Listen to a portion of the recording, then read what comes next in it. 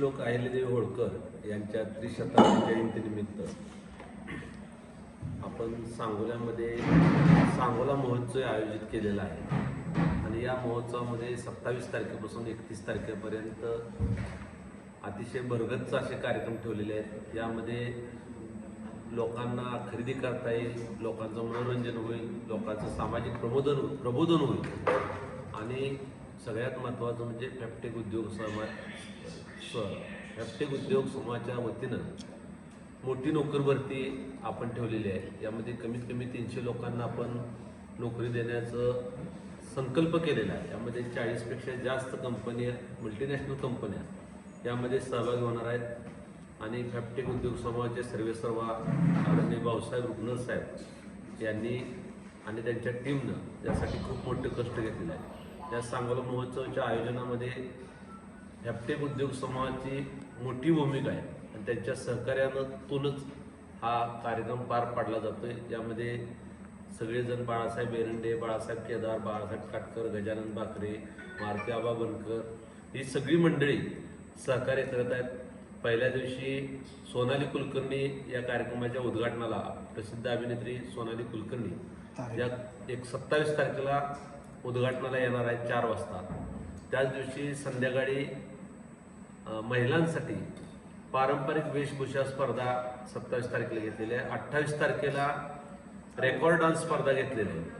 29 तारखेला नोकर भरती आहे सकाळी 10 वाजल्यापासून संध्याकाळी 5 वाजेपर्यंत आणि 29 तारखेला संध्याकाळी 4-4:30 वाजता या राज्याचे ग्रामविकास मंत्री जयकुमारजी गोरे साहेब आणि माजी खासदार रणजितसिंह नाईक निंबाळकर साहेब आणि सगळे प्रमुख मान्यवर यांच्या उपस्थितीमध्ये महिलांसाठी उद्योग व्यवसाय मार्गदर्शन मेळावा आयोजित केलेला आहे। त्याचबरोबर 30 आणि 31 तारखेलाही वेगवेगळे रियालिटी शो आणि त्यामध्ये लोकांचं मनोरंजन आणि प्रबोधन व्हावं त्यासाठीचे खेळ ठेवलेले आहेत, मनोरंजन ठेवलेलं आहे।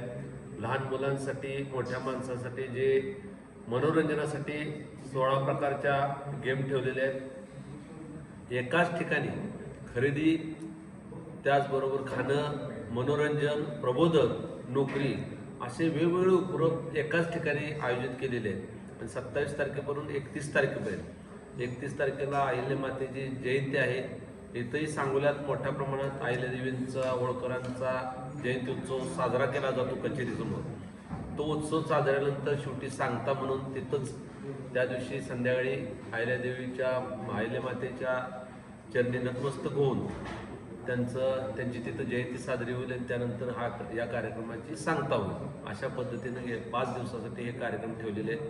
यामध्ये यासाठी हा एक सामाजिक उपक्रम आहे। गरिबांना नोकऱ्या देण्यापासून ते महिलांचं प्रबोधन करण्यापर्यंतचा उपक्रम आहे।